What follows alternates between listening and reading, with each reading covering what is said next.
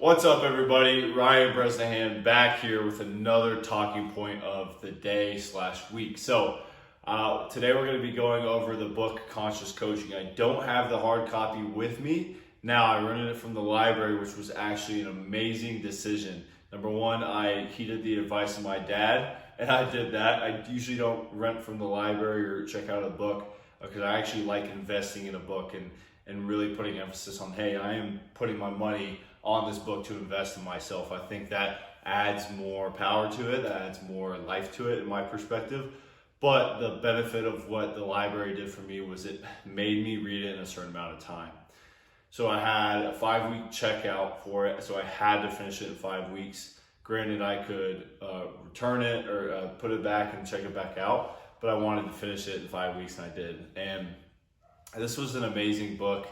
I really loved how it related to what I do. Obviously, I am a personal trainer, a coach, a life coach, whatever you want to call it, performance coach. I just help people get better. And whether that's in athletics, whether that's nutrition, whether that's mindset, spirituality, that's what I enjoy doing. And it's already taken so many routes. It started with personal training, and then now it's kind of branched into more, performance and nutrition based. And of course, I'm always sneaking in little things here and there about mentality, about spirituality, of course, depending on who I'm talking to in the situation. So lots of fun. This book about conscious coaching. So it's by Bartholomew. I had heard about it on a podcast a while back, and probably a couple years ago, like 3 years ago. I remember it was early college, would have been my sophomore year, and maybe it was conscious coaching podcast, or maybe it was a NSCA coaching podcast, something like that. And they talked about this book, Conscious Coaching, man. And this author, Bartholomew, it was new, it was hot. Not only was it new and it was hot, it was very widely used, and everybody had raving reviews about it, saying, hey, this is actually practical. This is actually applicable. So number one, I want to go over how it has been applicable in my life thus far. And number two, some of the highlights I gained from the book. And then number three, why you should read this book. What is the benefit? What is it going to actually give to me?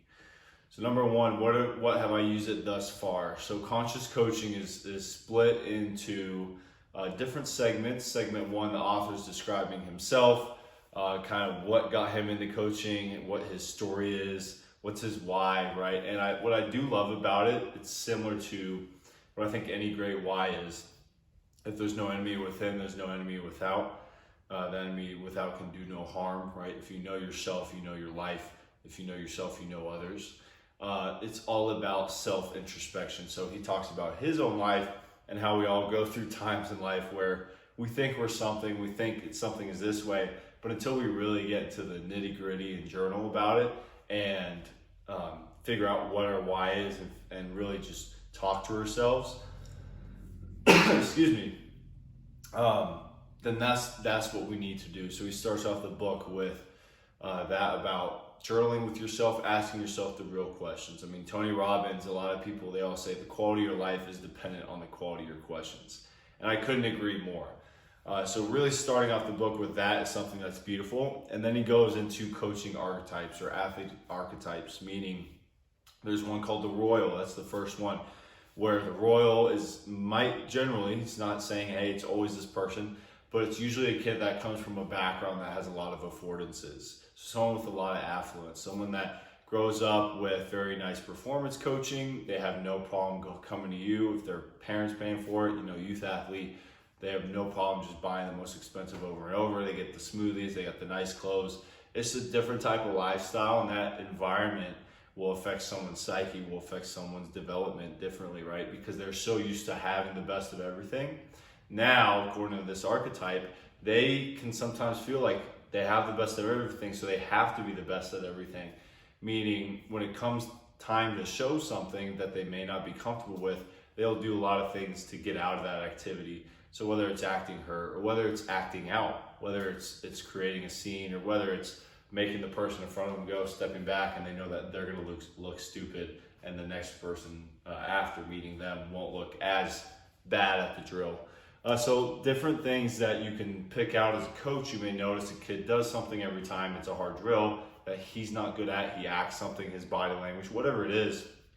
And then you can coach to them. So it talks about how the royal archetype, in that example, the way to connect with them and the way to use it to their benefit, because it's all about using the archetypes to benefit them. They all have strengths and weaknesses, is to pull them aside privately, not in front of others, and say, hey, I noticed this drill is hard for you, let's work on it.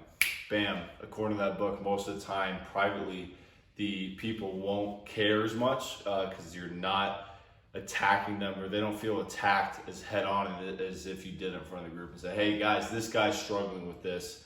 Some people don't care as much / don't mind. The royal thrives on individual feedback and that trust system, to where they unconsciously trust you in the back of their mind that you won't call them out in front of the group, and then they can therefore hold their position as the person, who has the nice shoes, the person that can move well, great athlete. And I love that example right there, because it can either be on us to be like, oh, this kid's a fucking lazy, he's not getting better at something that he needs to get better at, he's just making other people go, like he's a wuss, whatever it is. Or I can say, you know what, I may feel that way, but if I chase that thought, if I chase that perspective, am I going to impact this person's life? Am I going to change it in a positive way today, now, in this moment? And how am I going to be as a coach? Well, you're going to be a shitty coach. You're going to be in a bad mood. You're going to be annoyed at someone. You're not going to impact that person's life in a moment in a positive way. You're actually going to make the problem worse and bring them more pain, probably. And then the first one, there is no benefit of choosing that perspective, right? It's not going to do the situation good. So then I can choose a perspective and say, you know what, this could be the system or the psyche or the archetype that this kid is living in. Now, how can I use this to benefit him, make him feel better, make me feel better, make the teammate cohesion of the session of the system go much more smoother? Yes, it requires more work. Yes, it requires more thought, but just anything in life, now taking a step back from the training world, anything in life, whether you're leading an army squad, whether you're leading a business and leading team members, whether you're leading people in your family, your friend group, you have to look at the world through their eyes. You have to look at their archetype. You have to look at their world and understand it and appreciate it. And then you can move on with genuinely wanting to change them. So I think that's beautiful that it really outlays a format of how to go about changing the group or changing a person for the better by changing them at their own strengths and weaknesses, if that makes sense. You're not trying to change the person out of something. You realize where they're at and you use that to your advantage to change them. And I think that's such a powerful tool as anybody that wants to be a leader, that wants to lead and change and help people change for the better. As you're not changing, oh, I don't like that about you. It's more, hey, we got this. What if we frame it this way? What if I approach you around this way and say this word instead of this word, or use this body language instead of another body language or another tone of voice, and get the outcome that I want while letting you still evolve in your own world, right?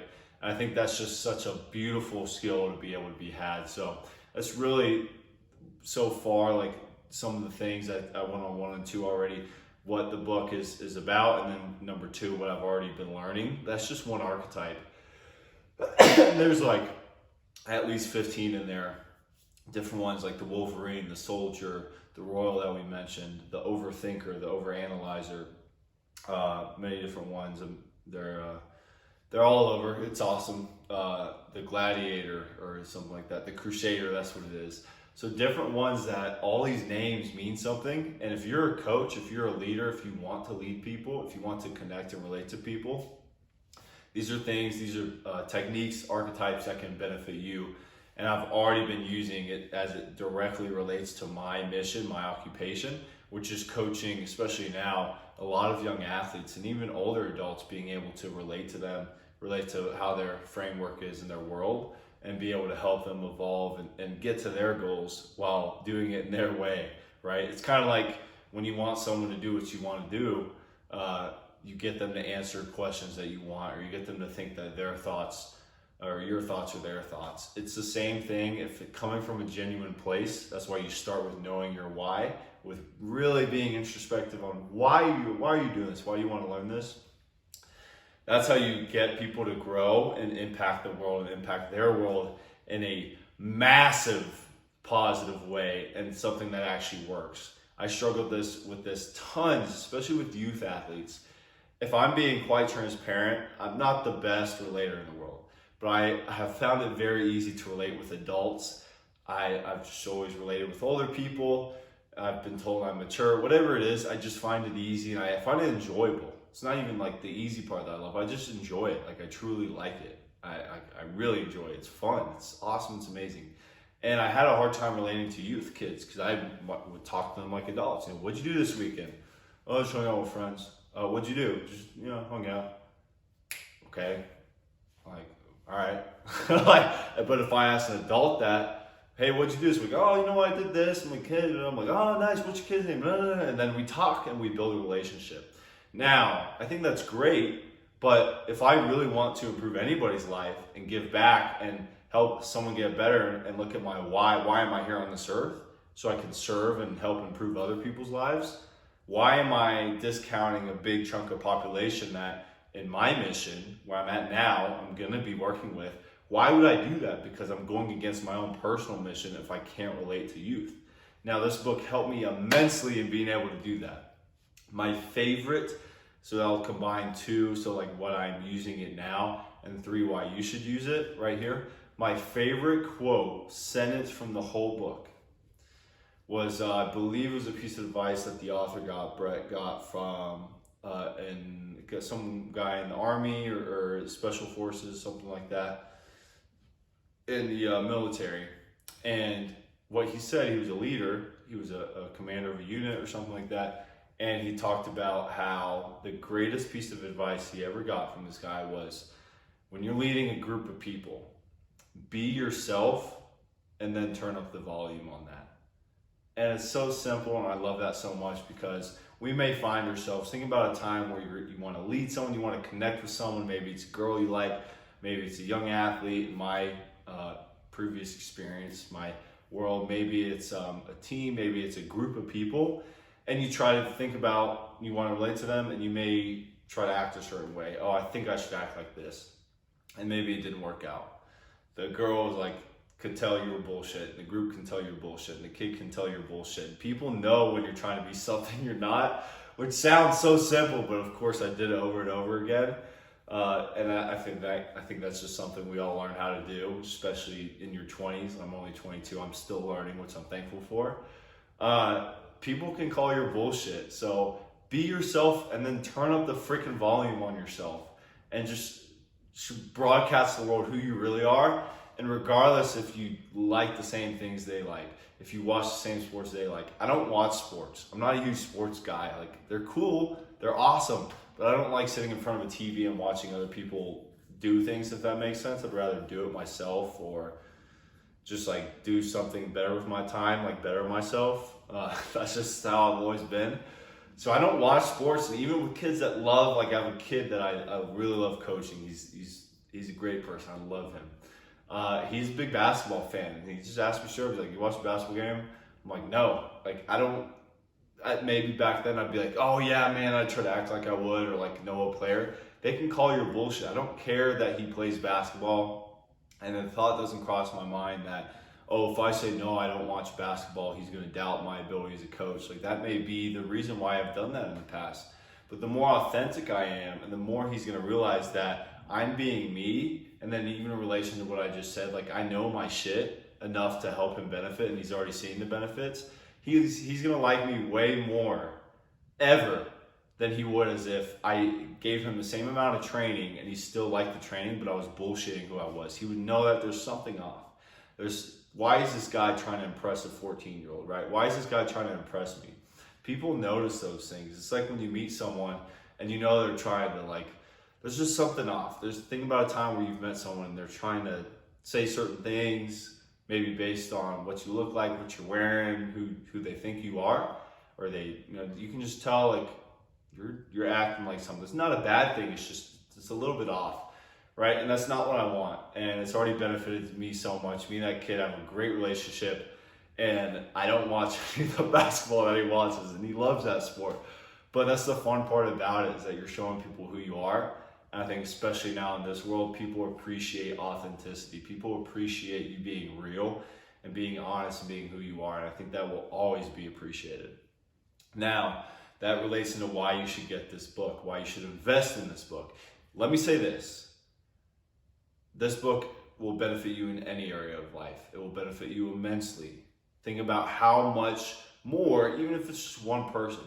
What if it's the next business partner? What if it's the next girlfriend, boyfriend? What if it's the next husband, wife, best friend, spiritual gangster friend? Whoever it is, someone that you or cherish a relationship with.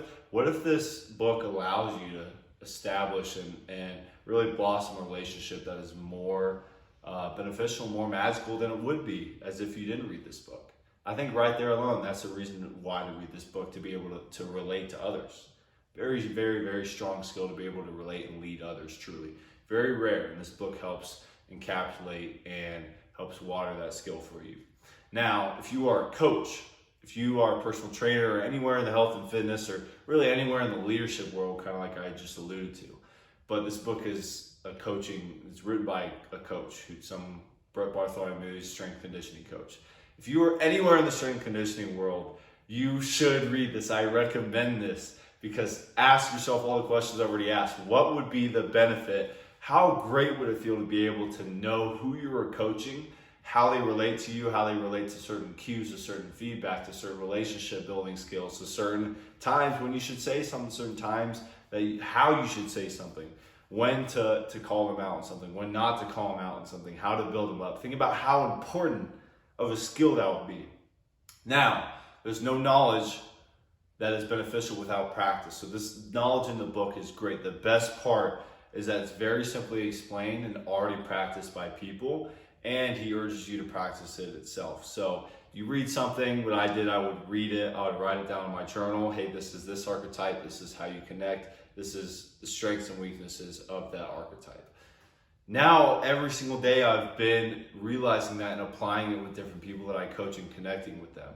I've connected with youth athletes probably 100% better than I ever could before, because of understanding who they are, but then also understanding myself. And that one quote I love, just be yourself and turn up the volume. You don't have to be a hard ass. You don't have to be cool and relatable. You don't have to try to be anything. Just be you, and it's all gonna fall into place.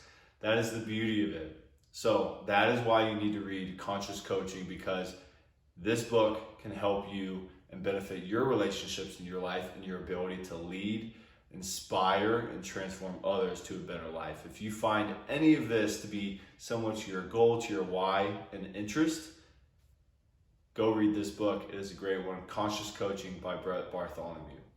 Peace.